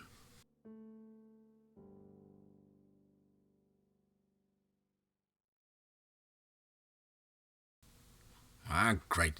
The uncanny monster pack is on the prowl close to civilization. Gene groused to himself on the way back to HQ. Not their fault. The Campbells encroached on their territory. Not the Campbells' fault either. Just folks trying to make it in the world and wanting to do right by their children. Maybe they can come to terms. That evening, he made the return journey. He hadn't had much rest, but none of the country emergency services had. He was the emergency coordinator, but there wasn't much to coordinate. Most residents of the mostly rural county had had good sense to lay in supplies and hunker down until the storm passed. They'd had to rescue a few elders who lived alone and several knucklehead draggers who had never heard of monitoring the weather or the news. Still, the impact had been mostly one of major discomfort and likely some agricultural damage that would not come to full light until spring. He turned into the dirt lane that led to the Campbells' barn-dominium farmhouse. He admired the initial efforts that Harry and Linda had made to improve the property. Crap! He uttered in surprise. Had that been an upright silhouette out in the trees? Maybe an overwrought imagination punctuated by surrealistic experiences. There was nothing to see when he stopped and shone his alley light around the verge that pressed near the track. He followed the circled driveway and aimed the SUV cruiser back towards the track and town to be ready for action. The Campbells were happy to see him. Linda treated him to some hot cocoa. Harry and Danny went into town today, but there were no guns or ammo to be had. We're all pretty shook up, Sheriff, but I hope you don't think we're out-of-town widows. And Jean grinned. You'd have to go some to beat the local widows. I've been thinking that maybe you moved in too close to one of the illegal operations that sometimes settle under the cover of the trees. We haven't had any problems like that on this side of the county for a while, but they tend to come and go. He didn't tell her that the reason no crooks used this patch of woods was that they were haunted by genuine monsters. Nothing like a Dogman pack to scare off people on drugs and subject to hallucinations. They discussed some crime prevention tips, and Jean encouraged them to review where their lights focused, and maybe install a camera or two. And Harry smiled ruefully. Couldn't get the guns or the ammo, but we found a couple of game trail cameras on sale. I put up one near the front door, where our visitors passed last night, and another out to the side where the pens are. Couldn't cover them all, but if anything runs out in front of the lens, we'll be able to see it and have proof. Sheriff Cloud nodded in approval and prepared to resume his duties. Well, I'm fortified. Thank you, Miss Linda. I'm going to go prowler watch. Definitely the sheriff, Oscar confirmed with the others. I know his scent anywhere. He probably came himself because he suspected it was us. And Wolf grunted in agreement. I hate to put him in a bad spot. He would look ineffective if he didn't stop our shenanigans. Lacy had liked Sheriff Cloud, but she wasn't as quick to cede the territory to two legs. Others will surely soon follow these first. Soon we'll lose a whole corner to the two legs. Their animals will supplant the prey we hunt, and their stench will drive farther to distraction. And Wolf shivered. Even these few do. Jean was a close friend. yet I feel inclined to rip into him, even more so than the strangers. Part of the werewolf nature, I suppose. Kill those closest to us. Well, he studied the ground for a moment. Still, I'd like to meet Jean for a moment. Not sure I can communicate, but I need to know that I can draw near him without losing my mind to my instincts. We'll all have to go. If I scream and leap, you will have to protect him and stop me, and then remove me until I can regain my control. Soon after, Jean Cloud was startled when a shadow crossed the black glass of his patrol unit, and the driver's side mirror was occluded by a dark figure that loomed in the darkness. He scrambled for his sidearm, but stopped when he realized that it was Oscar. "Damn, buddy, you scared the crap out of me. You by yourself?" He remembered to ask yes or no questions, anathema to law enforcement types. Oscar shook his head and flicked his chin at the other side of the SUV. Jean's fear response was intense, more so than it should have been, considering the standing outside his passenger door was one of his closest friends. Earl Brooks, Earl Wolf, he realized. He fought down the goosebumps that had arisen and forced his breathing to slow, and with it, his heart rate. His window was already down and he caught a whiff of the monster's musty scent. Hey, Earl, you doing okay? Got those cravings under control?" Wolfgate grinned and then huffed foul breath into Jean's face. Jean gasped a little, and barely avoided a shudder at the stench of the internal carnivore that belched forth. Earl had already been a big man. His were-self was equally large and fearsome. Those teeth, they'd char me to pieces before my pistol cleared the holster. He apprehended in wonder that, with each passing moment, his terror resided, until he was left with only nervous caution. His calm seemed to assist Earl Wolf to maintain his own posture of friendliness tinged with a rending instinct. And for the moment, it looked as though the friendship had won. "So, it's you and the pack?" Earl Wolf nodded, and then shrugged. It was amazing how much a being could communicate with such limited gestures. Jean knew that yes, the pack was responsible for the depredations at the Campbell farm, and that it was just part of the natural or unnatural world of this forest. Jean smiled, careful to avoid displaying any teeth. "I know. They moved onto land long abandoned. It was always private land, though, never part of the timber company tracks. Just saying. There won't be a bunch of others, just this lonely farm." He felt another presence and turned back to where Oscar had stood. Lacy had assumed his place. She gaped a friendly smile, nodded, huffed nausea-inducing breath into his face. And she pointed at herself, circled a finger in the air, and then pointed off into the woods of her territory. And Sheriff Cloud sighed, as much to clear his sinuses as in relief. Thank you, ma'am." He smiled. "They seem like decent enough sort of city folks. Could have been much worse. I heard that some dope manufacturers came running through from the forest last year, left behind all their stuff in their shack. Told some wild stories. Definitely induced by them sampling on their own wares, or so I assured the local press. They won't be back. And..." He looked around and checked to ensure that his body camera was not recording. "It wouldn't have hurt any feelings if they had just disappeared." Lacy nodded and then flicked her chin at Earl Wolf.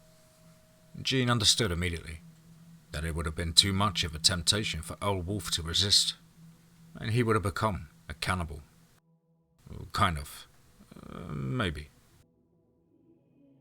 When he looked back towards Earl Wolf, he saw that a werewolf had stepped back and a pair of shorter, more slender figures had replaced him.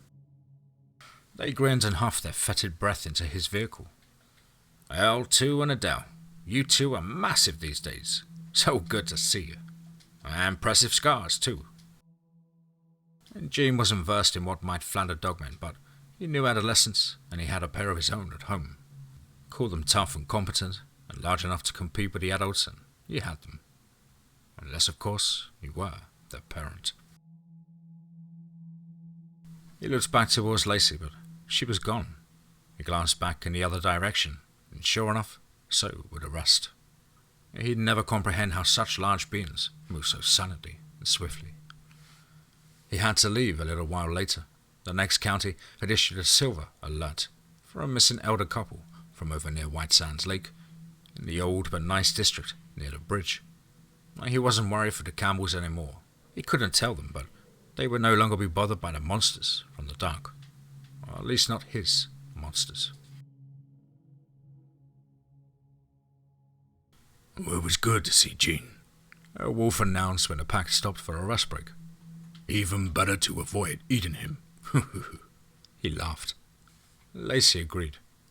We will hunt further west for a while, closer to Alpha Pete's pack. They won't mind. They may even enjoy some company for a pig hunt. Big sounders close to the lake. More creeks with big fish too. Maybe they'll allow us to visit the lake. L2 and Adele have never seen it. Oscar and I haven't been there since we started running together. And that's when we met Pete. Pete was getting old at the time. He was the first generation. And his mate was the second. Their pups were near grown, and the daughter had her mates in the next territory south. And the son was still looking. Tall Dogman, lean and smart, friendly type. She glanced at Adele, whose ears had quietly swiveled and twitched involuntarily to hear about the young Dogman with a mind. That night had nothing better to do but hunt as they ranged, and they began to steer westward towards the setting sun, something they seemed to chase every night. Food was plentiful enough, and they all enjoyed the deep wilderness, far from human presence. Not only for old Wolf's sake, but because it was their natural environment. Except when they hunted, they rarely stood on their hind legs. Were anyone to see them pass in the dark, they would think that they were a pack of very large hounds or wolves, and assume that they appeared to be so big because of a trick of the light, or whatever other psychological trick he had to play on himself to convince his poor mind that he had not seen oddly proportioned and jointed creatures stuck in the deep woods on a moonlit night. Fortunately, there was little chance that they would encounter the fictional human. One late evening, the sun newly down, a wolf, who was on point scout, stopped, nose raised, and he rose to his full height. The pack backed off a little way and gathered for his report. Skunk ape, not like the Gugwe. Face eater, just a regular one. It hasn't sprayed today, but the scent, it's always on them. Maybe we could ask about Pete's pack. Lacy and the rest agreed. They sent Adele to attempt contact. She possessed the slightest, least threatening form and mannerisms, or if the skunk ape turned out to possess a nasty disposition, she was plenty fierce and competent enough to shred it. At first, the creature tried to quietly elude the pack, as it so often avoided company of any kind outside of mating season. Yet, soon, it found itself encompassed with the smells of the dog folk. Adele approached slowly and kept her teeth as covered as she was able to, in order to present no threat to the thickly muscled entity. It sat very still, blending well with its surroundings. We wish no quarrel, Adele indicated with gestures. We seek others of our kind. The squatch creature before her regarded her suspiciously. All gone. I leave too. Where? She inquired. Place of pain and hiding. The bad ones with dead eyes take them. I go now. Leave me in peace. With that, the skunk ape waddled past her and disappeared along the back trail the dog folk had left. The pack gathered further west to the lingering mild stench of the skunk ape. Adele reported. It said it was leaving and all the others had been taken by the bad ones. It was hard to understand, but the gesture it made, I think it meant dead eyes. I have no idea what sort of beings they were. Lacy patted her daughter on the back and scratched her, a little in reward. You did well. We have an instinct for speech among our own kind, and we first generation understand two-leg speech after a short time. But it is limited with other creatures. It was clearly fearful and had released its spray recently enough, judging by the smell. Something haunts these woods. It is where we need to be. Well, we must stay together and move cautiously until we discover the cause for fear. And she gape grinned. Then we can show the beings true cause for fear. They eventually reached the shores of the lake and on the way found nothing but plentiful game and fish. There were no other hunters present. Adele and L2 enjoyed a swim in the freezing cold waters, where a wide creek emptied into the broader waters. They each emerged with 2 large fat drumfish, one in each paw. And Elwolf smiled. He'd grown up calling them Gasper-Goo. He wasn't sure he could still say that name. Hard on the G's. Hard G's were difficult in a wolf's maw. He stared into the waters and awaited his own chance. It came and he sprang and soon emerged with a large channel catfish that had emerged from the creek. The creek was named for the local tribe that no longer lived in the area. He wasn't sure that he ever had. History in these parts had been sketchy at best and covered by the waters and waves of the White Sands Lake since the late 1960s. He recalled visiting the dam with his father when he was a little boy. He'd seen his first alligator gar floating dead at the base of the structure that to his young eyes looked so imposing. Now the pack shared the fish among one another and decided to look for a place to den up for the day. There were human homes nearby and boat docks. The place smelled strongly of 2 legs and lost danger in many forms. They followed the creek back eastwards into the swamp, now cold and dead with a recent freeze. Eventually, they found a hummock, and after removing a cottonmouth that had taken up residence, they found soft places on which to lie. Instead of shade, they sought spaces where the sun would find them soonest and remain on them the longest.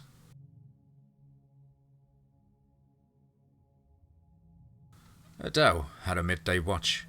It was warm and she was happy about it. She enjoyed most of the smells around the lake. It had looked intriguing in the moonlight. Lumps and forms of long-dead trees that still lingered in the deep places and often floated to the top to create a hazard for boaters and fishhooks. The lake bed was covered in a matted death of a decades-gone forest, yet grandfather had assured them that the dead vegetation created a place from which new life sprang. Well, that excited her. She wondered what had happened to Pete's pack, or if the young male was still with them, whether she would like him. If so, she would move to his territory, or maybe even here by the big waters. Her pleasant thoughts were interrupted by Grandpa Wolf waking for his turn. She wasn't tired. Grandpa, I want to take a quick scout around to see if there are any traces of others. I like the waters all around. They are too cold right now, but they are full of food. And Grandpa grinned and nodded. Be cautious, my sweet, and return soon.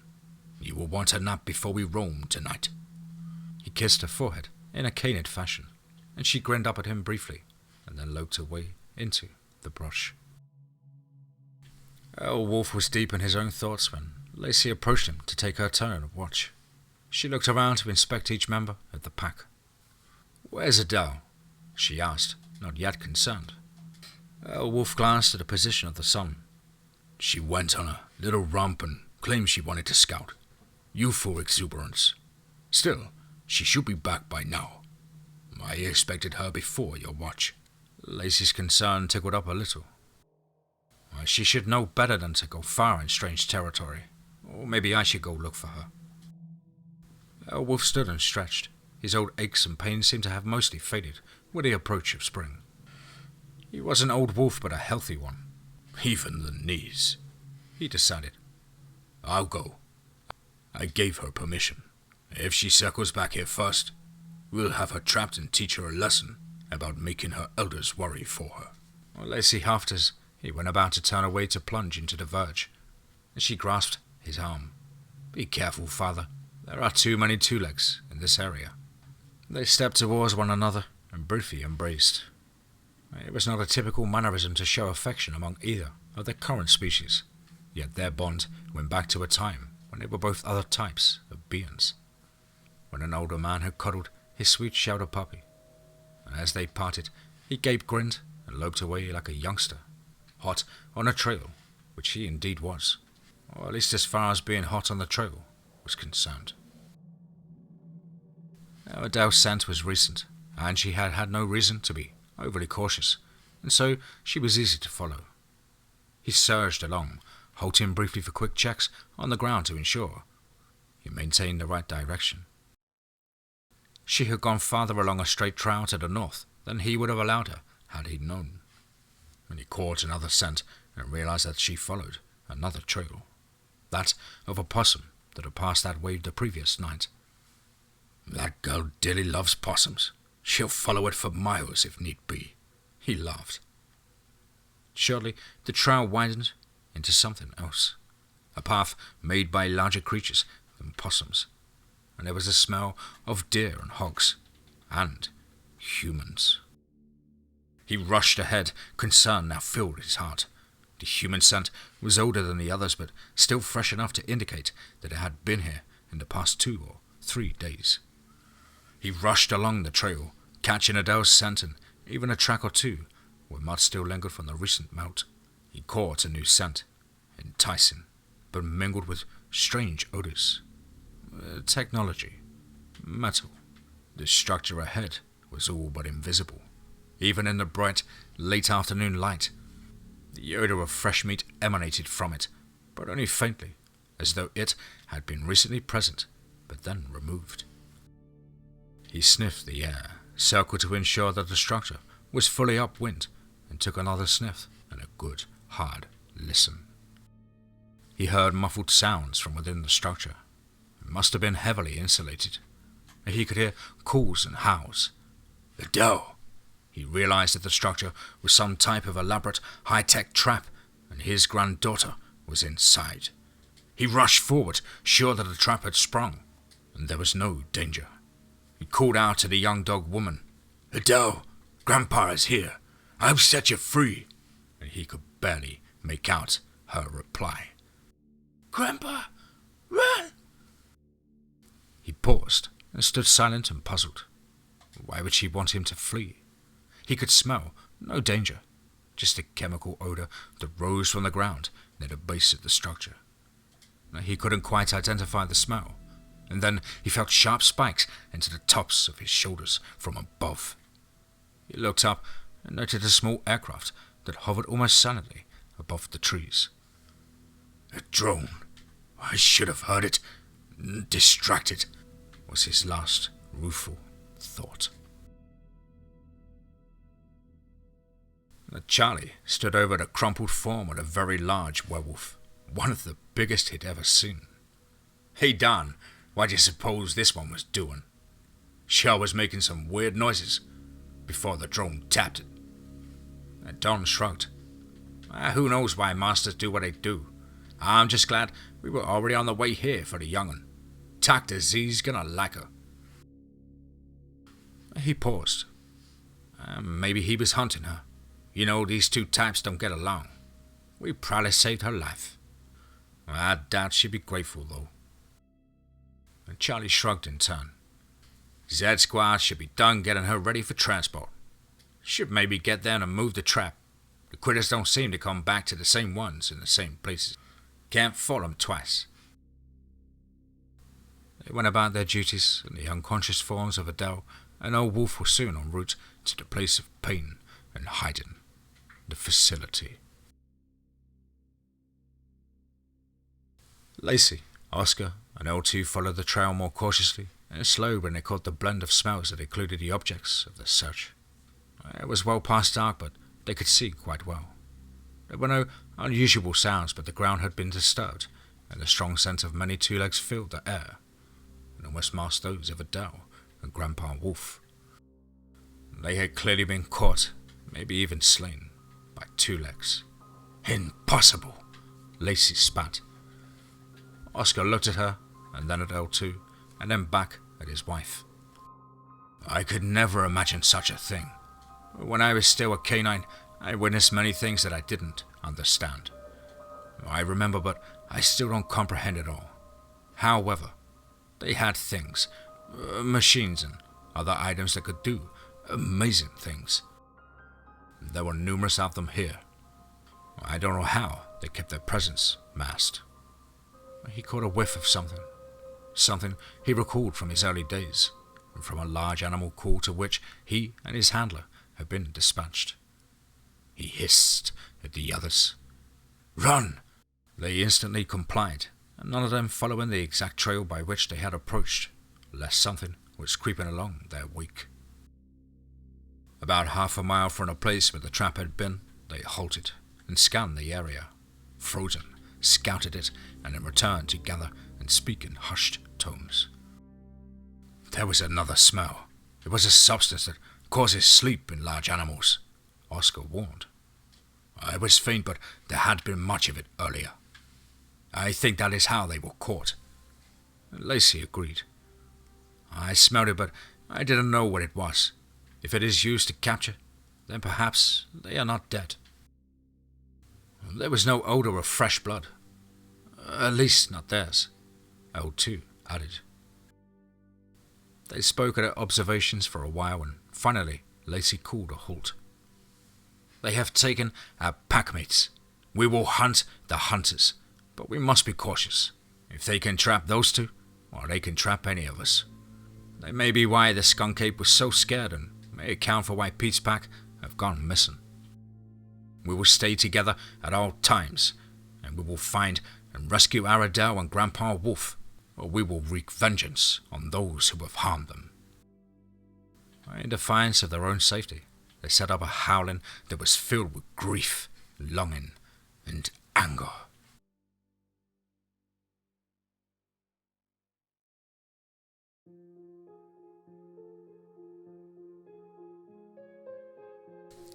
Wow.